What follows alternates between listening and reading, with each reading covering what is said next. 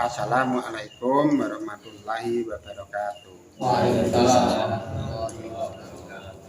Malam ini kita ingin menyampaikan pesan dari Yang Sabda Suci, itu adalah babakan ibarat. Ini yang pertama. Sekabehing ilmu tok goleki, sekabehing lakon mbok weruhi, sekabehing penggawean mbok urusi. Ilmu sing tok jaluk niku pun dipelajari. Kabeh alam lumrah tok ngerteni. Apa sing tok karena keturutan. Barang siji sing kudu mbok goleki niku istilahé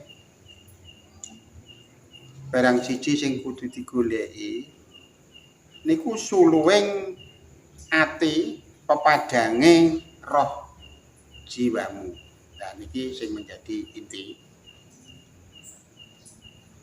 intinya yang mulai pertama, sekabehing ilmu wis tok goleki.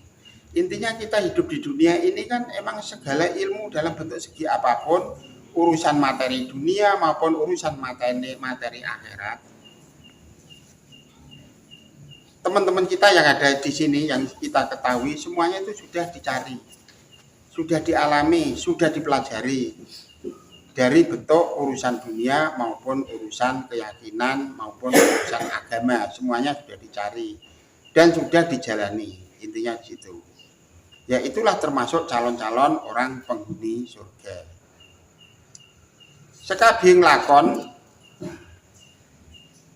bu ayahi, istilahnya diayahi niku dihayati. Nah, lakon demi lakon, perjalanan demi perjalanan, ini kan sudah kita jalankan semua. Sudah kita syariati semua. Dalam bentuk apapun, sudah kita syariati semua.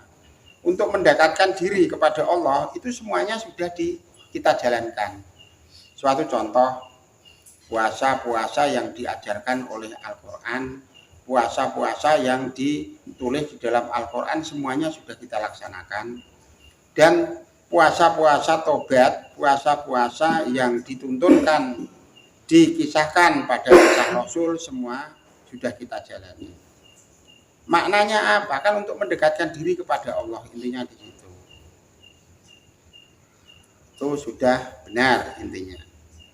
Sekabehing panggawean berurusi. Kita segala pekerjaan apa yang ada di muka bumi untuk demi keselamatan kita hidup di dunia maupun keselamatan kehidupan di akhirat, semuanya pekerjaan kita itu sudah kita laksanakan. Intinya di situ. Semoga untuk daerah-daerah lain, teman-teman kita yang ada di luar sana juga perjalanannya bentuknya seperti itu.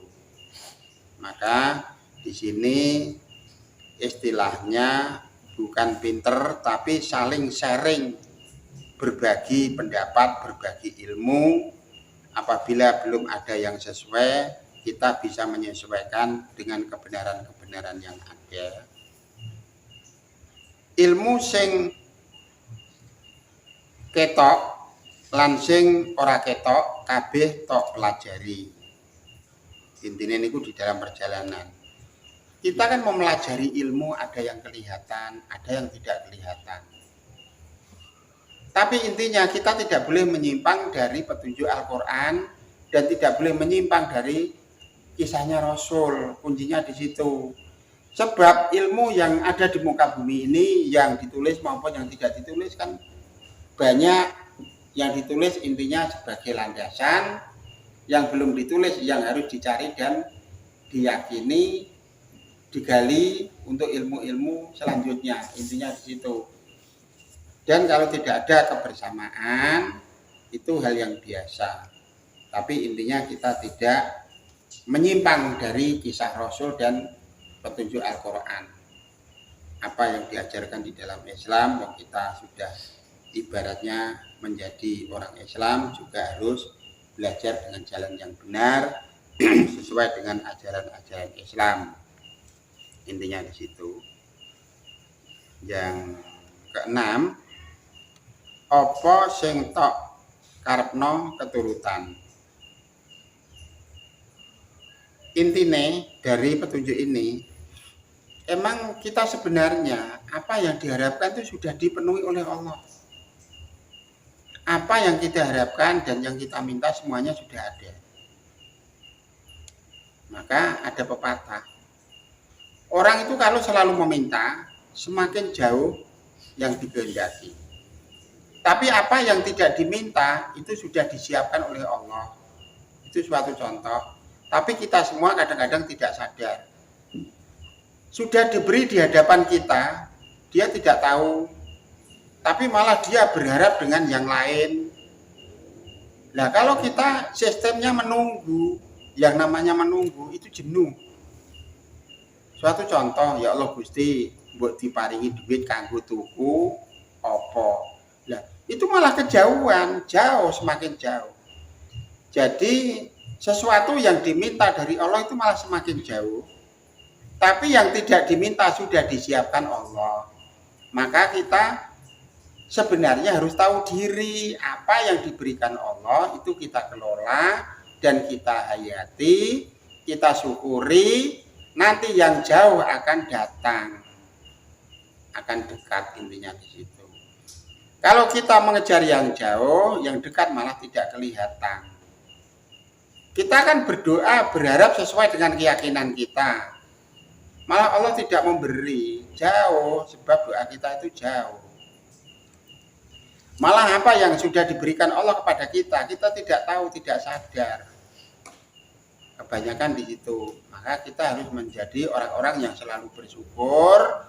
Apa yang diberikan kepada Allah kita syukuri dan kita hayati, kuncinya di situ. Yang terakhir, barang siji sing kudu mbok goleki niku wujuding suluing ati. Nah, ini tingkatan yang sangat harus dijangkau. Suluing ati niku adalah orang-orang yang roh dan jiwanya bisa melihat alam ke alam tanpa batasan. Itu mustahil kalau tidak mempunyai ilmu-ilmu, rumusan-rumusan yang diberikan oleh guru-guru mursyid kita.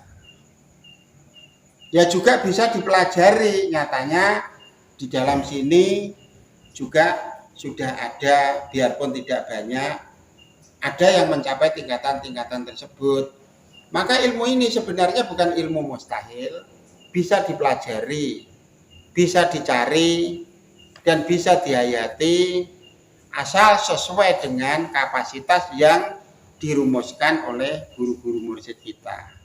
Kan bisa dibuktikan, bisa turun-temurun, bisa dikembangkan dengan teman-teman kita semua.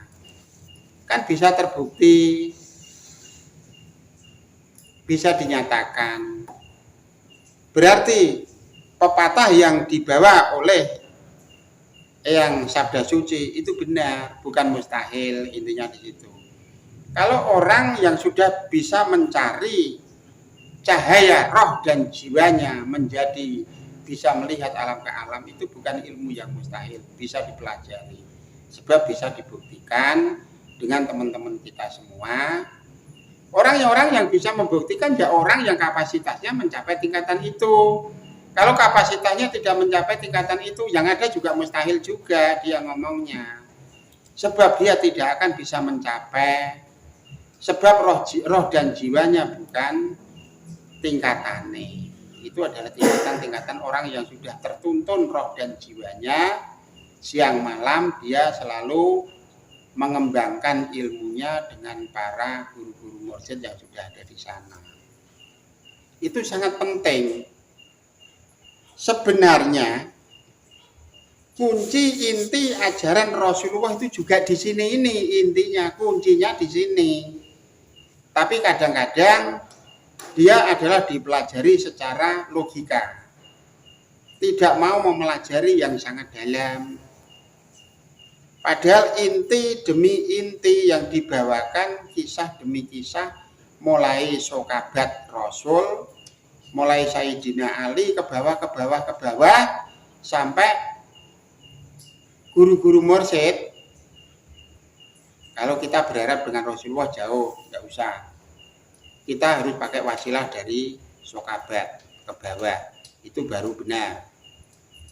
Kalau kita memberi contoh dari Rasulullah itu sudah tidak pas, mustahil. Nah, ternyata ilmu-ilmu yang namanya suluing ati, pepadani ati, cahaya hati, mutiaranya hati, itu ternyata ada. Lah terus untuk perjalanan ilmu-ilmu yang diturunkan oleh Rasul Muhammad ternyata bisa diketahui biarpun sejauh ribuan tahun. Bagaimana sih fitrahnya? Fitrahnya Islam ya di sini ini. Roh dan jiwanya bisa melihat alam ke alam. Itu namanya mutiara Islam, fitrahnya iman. Ya di sini inilah inti dan kuncinya. Tapi kenapa malah jarang dipelajari, jarang dipahami, dan kebanyakan orang malah mengatakan mustahil. Itu semenjak semasa Rasulullah juga selalu dihina.